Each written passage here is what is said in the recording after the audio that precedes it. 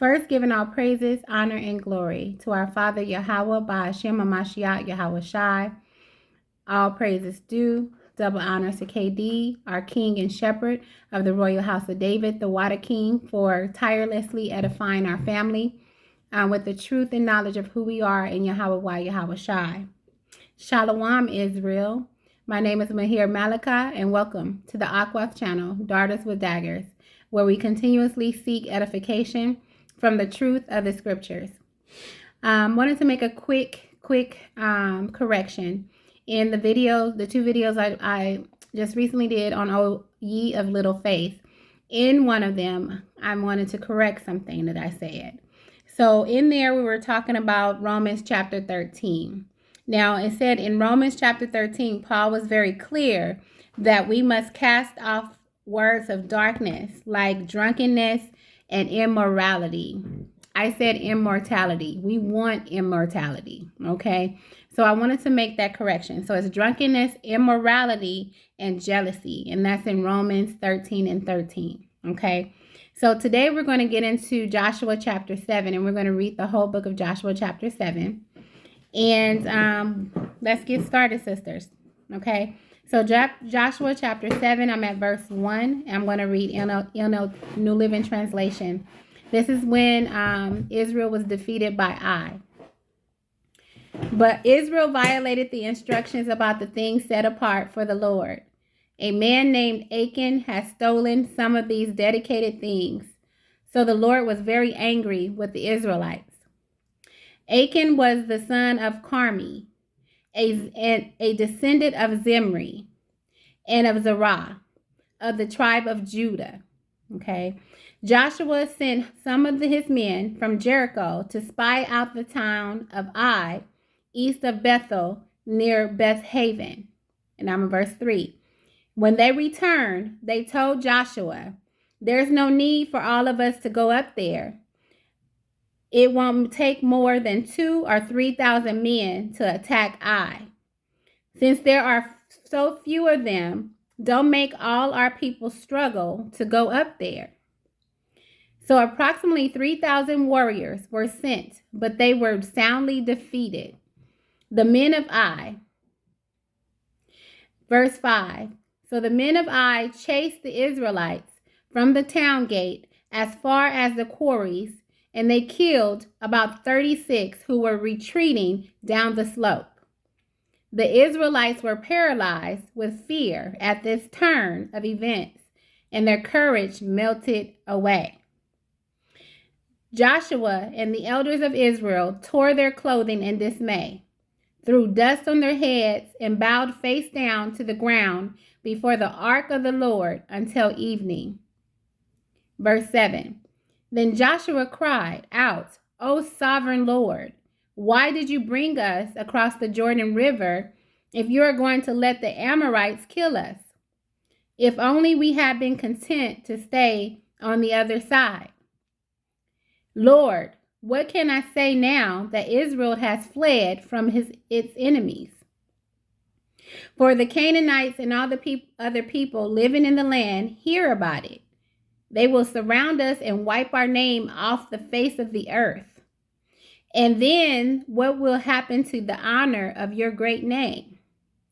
Verse 10. But the Lord said to Joshua, "Get up. Why are you lying on your face like this?" Verse 11. Israel has sinned and broken my covenant.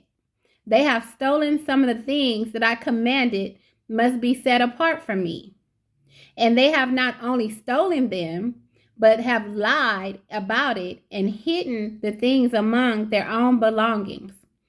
So what it's saying here is, and then what we're reading, verse 11, what the Most High is saying, we can't have sin in our house. We cannot violate the covenant of our Father Yahweh Yahweh Shai. So reading this, and I'm getting an understanding, the reason that they're being defeated is because they're sin in the camp, and the Most High has removed his hand off of them from protecting them because someone has sinned. So that means that and they've broken the covenant with him. So in order for for the help to come back, They need to figure out who it is and what is happening, what's going on. Because if they don't, they're going to be destroyed. They're going to be wiped out. That's like I said, we can't have sin in our house.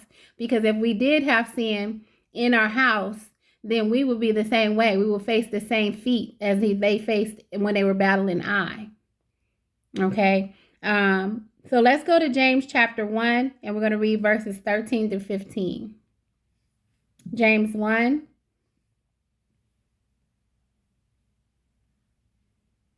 James 1, verse 13 through 15. And it reads, "And remember, when you are being tempted, do not say, 'Power is tempting me.' Power is never tempted to do wrong, and he never tempts anyone else." Verse 14, "Temptation comes from our own desires, which entice us and drag us away." Okay? Comes from our own desires. It does not come from power. We can't say he tempted me. These desires give birth to sinful actions, and when sin is allowed to grow, it gives birth to death. Reading verse 15 again. "These desires give birth to sinful actions, and when sin is allowed to grow, it gives birth to death." Now let's go to Proverbs chapter 16, verse 25. Proverbs chapter 16, verse 25. And it reads, "There is a path before each person that seems right, but it ends in death." Now let's go to King James. It says, "There is a way that seemeth right unto a man, but the end thereof are the ways of death." Okay. Some of us always think that our way is right. Okay. We are right on everything. We can do no wrong. That my way or the highway. That's some people feel that way. And they do that because it seems like it's right. But Yahweh tells us that way of thinking can lead to death, because we are not following the word of power. We're not following his instruction and his guidance. We're taking things on our own, and we're leading our own selves, and we're following our own desires. Okay, so let's go to Proverbs chapter 16, verse 26. Let's go to the next scripture. And it reads, "It is good for workers to have an appetite. An empty stomach drives them on." Okay. We have to realize that we don't eat to work. We work to eat. Think about it. For our families, we're here to work in some form, fashion, or some way, or, that we do it, right? Even if you are a stay-at-home mom, even if you're a single mom, a stay-at-home mom, or whatever, you still have to work, right?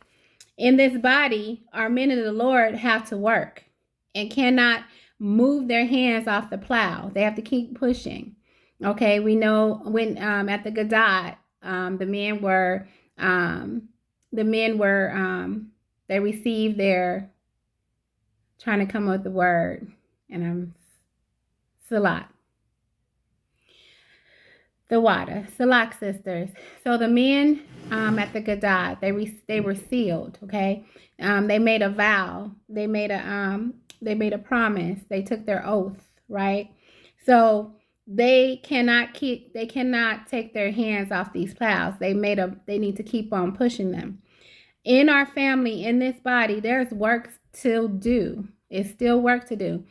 It is not the time to take your hands off your plows. It's not the time to sit back and be like, "Oh, I got this. I'm gonna be good because I'm at the end." It's not the time. We're not out of here yet. We're still in this captivity. We still have work to do. We still need to make sure we keep edified. We still need to make sure we keep in our word. We still need to make sure that we're not doing the things. We're following the guidance of Yahweh Yahweh Shai. We're not just reading it. We're not just quoting scriptures. We're not just talking about it. We're being about it as well. So we can't let up supporting our kings. We can't let up supporting our brothers, our ox.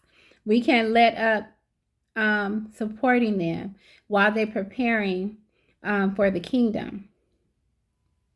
So let's go back to Joshua chapter 7, and we're at verse 12.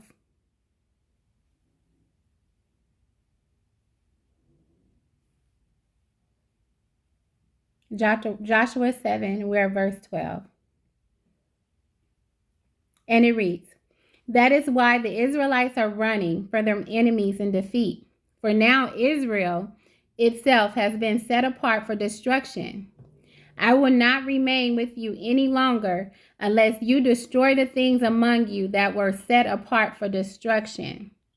Okay, so in order for Israel not to be totally destroyed, they had to find the guilty person or people that had the things that were stolen. They had to find them. In order for Yahweh to put a hedge of protection and help them with this fight where they weren't completely destroyed, they had to weed out the person or the people that were sinning. Same thing with the royal house of David. Same thing with our house.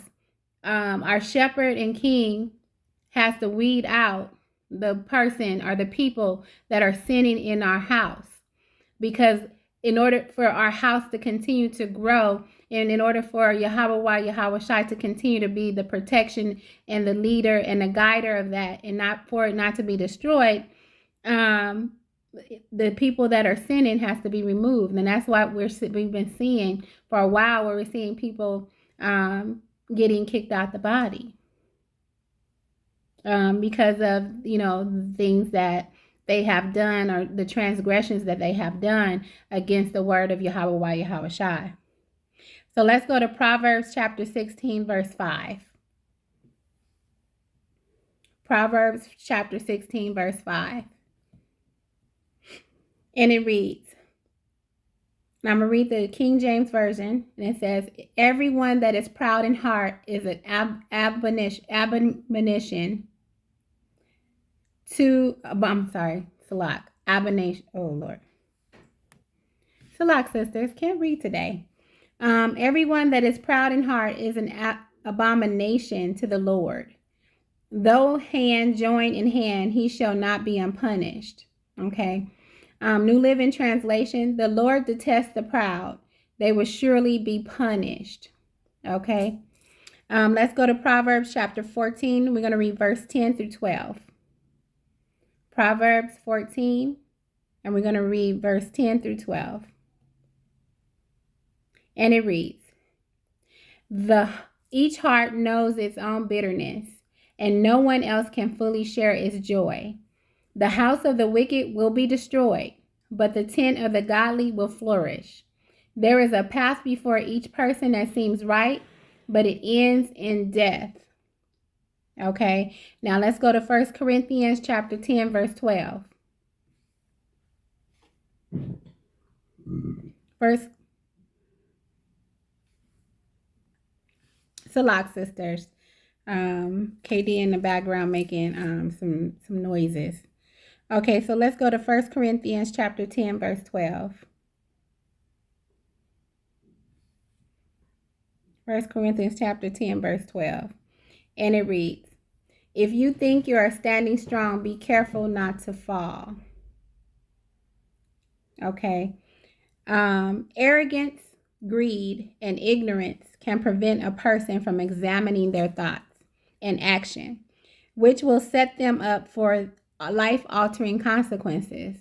Okay, it will set them up for living for eternity. It will set them up from being a part of the body. It will set them up from losing their relationship, if they had a relationship, with power.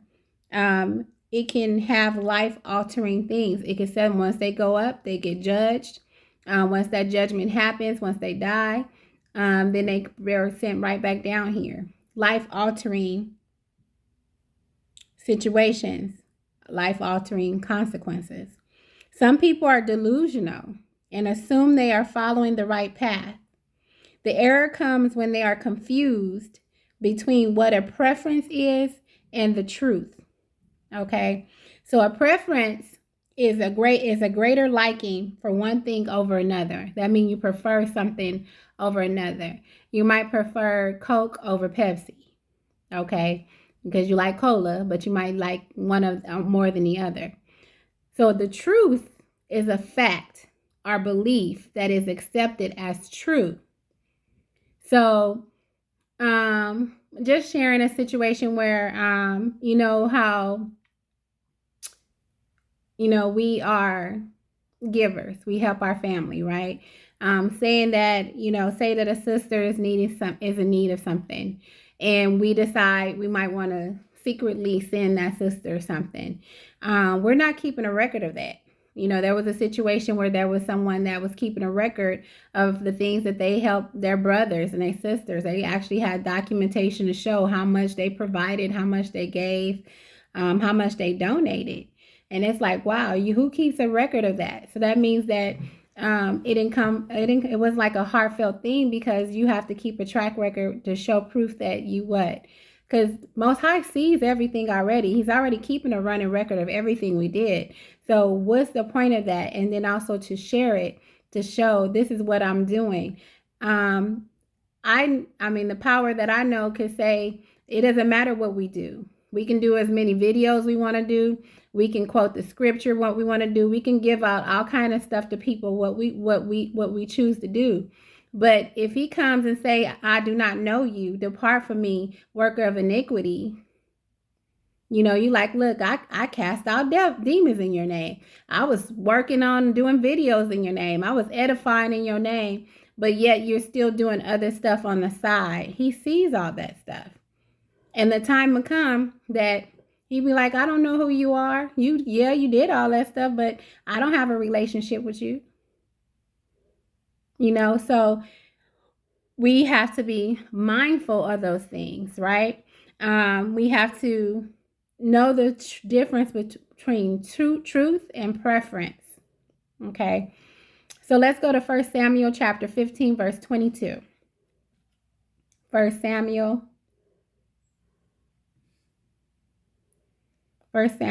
chapter 15, verse 22. And it reads, But Samuel replied, What is more pleasing to the Lord, your burnt offerings and sacrifices, or your obedience to his voice? Listen, obedience is better than sacrifice, and submission is better than offering the fat of rams. So he's saying right here that I'd rather you be obedient. We're not Christians. You know, oh, you got to love everybody. You got to, you know, turn the other cheek. You know, you got to do all these things, and you know, tithe and everything. We're not that. We're what power wants us to be.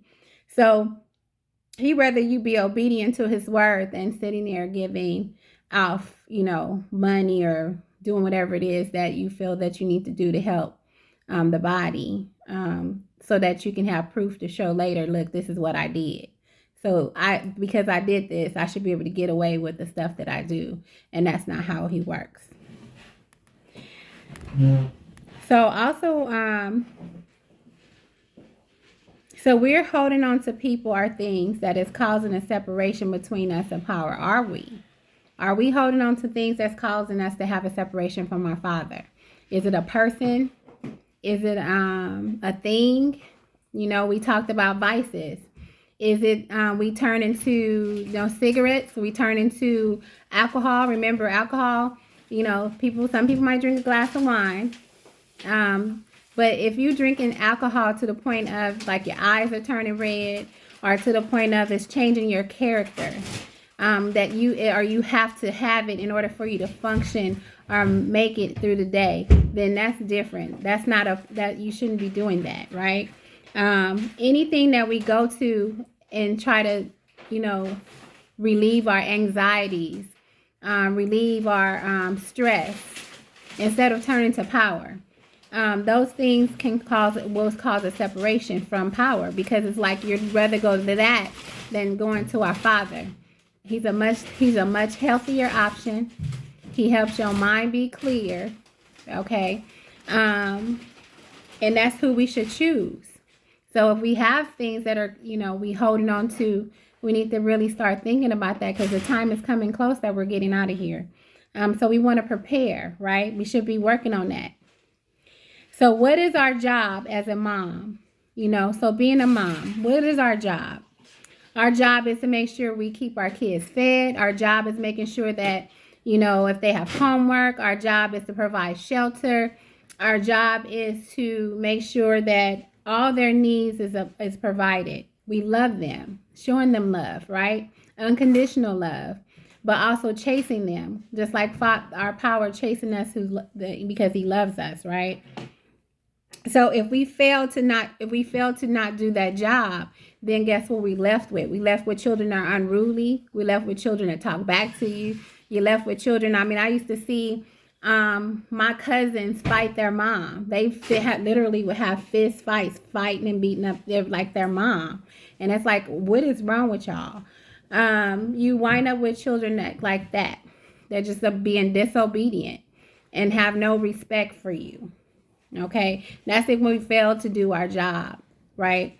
And what would happen to the child? Well, we're going to soon be gone. And if your children are acting or behaving that way, then, you know, there's no respect of persons. Power will definitely make sure that they are judged as well. They have their cups as well, just like we do. So they will face the consequences of that, whether it's here or whether it's here or whether it's you know, in the when we get to the kingdom. You know, there will be consequences with your disobedience. So, lock sisters, I know you probably stuff is happening behind me. We're close to. Okay, so lock sisters. Okay, so let's go back to Joshua chapter 7, and we're going to finish it out. We're going to go back to chapter 13 is where we left off. Joshua 7, and we have verse 13. And it reads, "Get up, command the people to purify themselves in preparation for tomorrow. For this is what the Lord, the power of Israel, says. Hidden among you, O Israel, are things set apart for the Lord.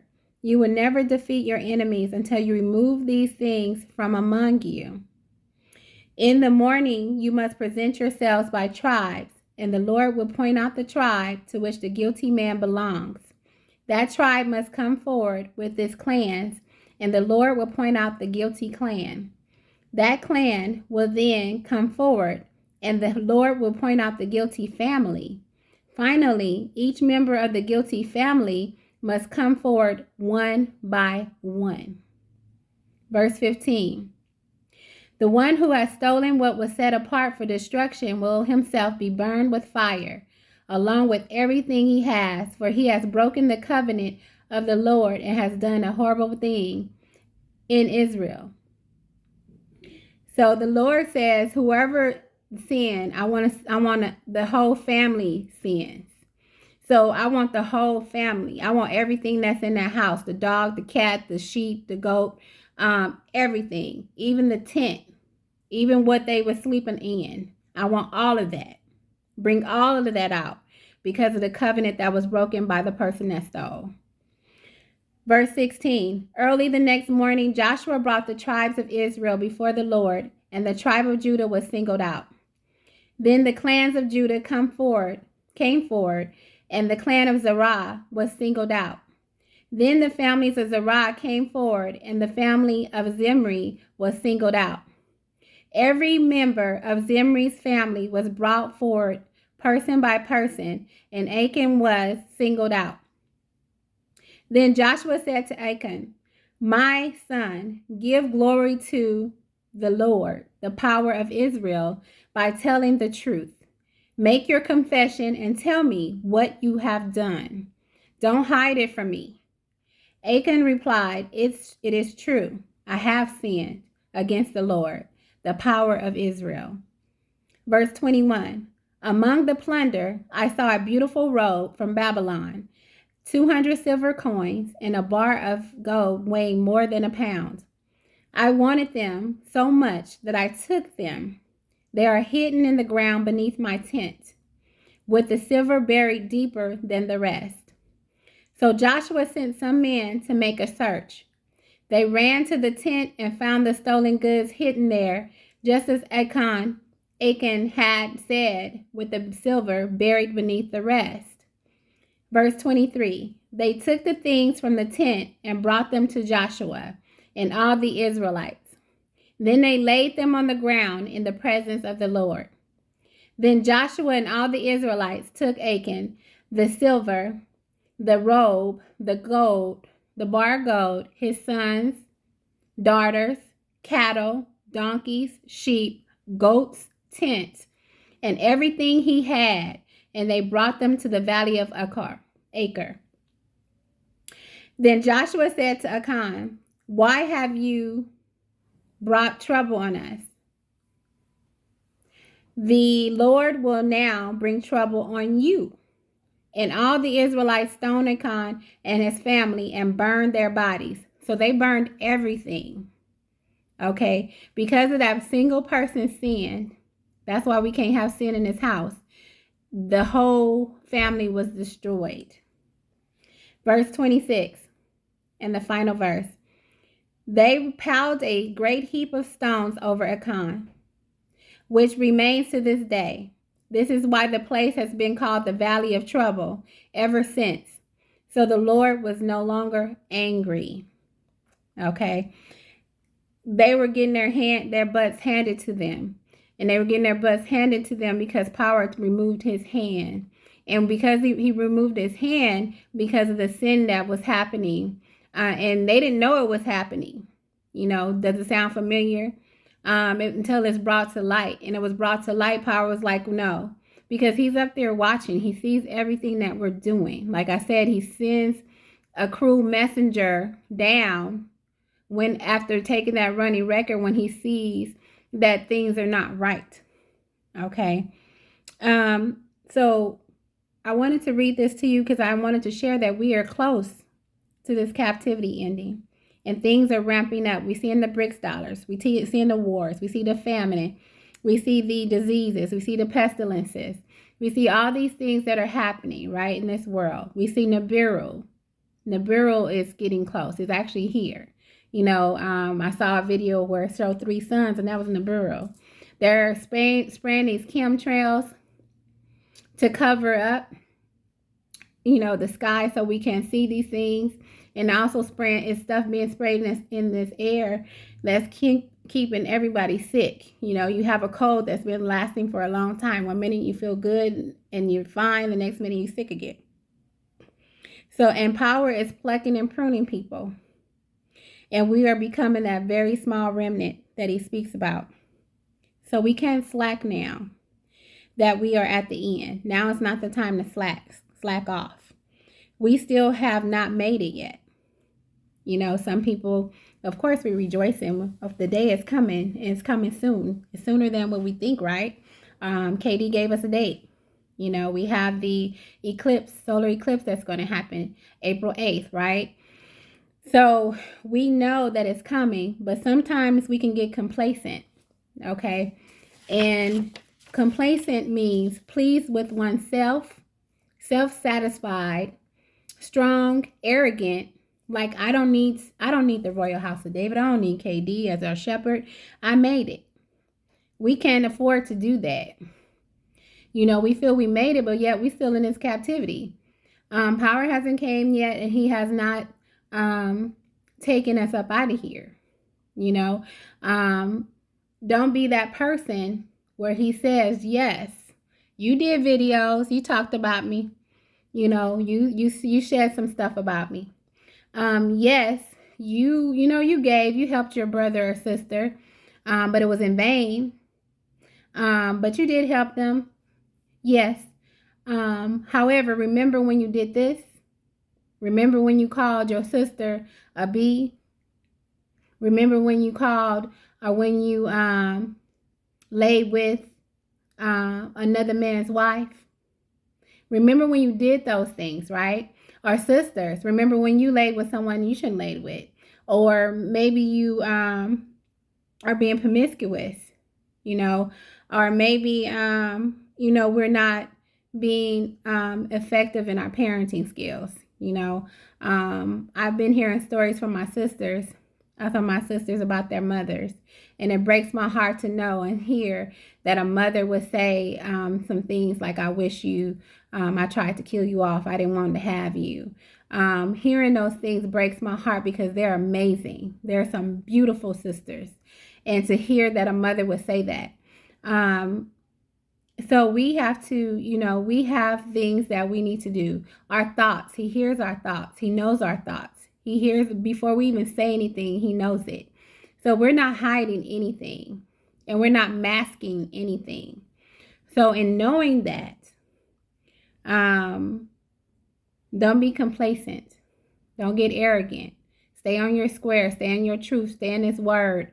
Live the word. Not just read it. Don't be a spectator just to see what's going to happen. Live this word. So Joshua 7 tells us about how serious sin is. Sin is so serious that not only would it affect you, it affects the people around you.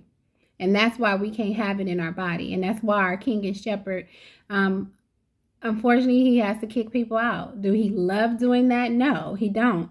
However, if you are doing things that is not of power and you're breaking everything that power says for us not to do, if you're not living it, then, there's consequences of that action.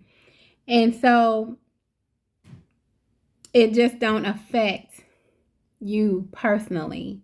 Sharing about a sister that did something in the body and had to be removed. And after that removal, they did everything they could to try to destroy another sister, and our niece.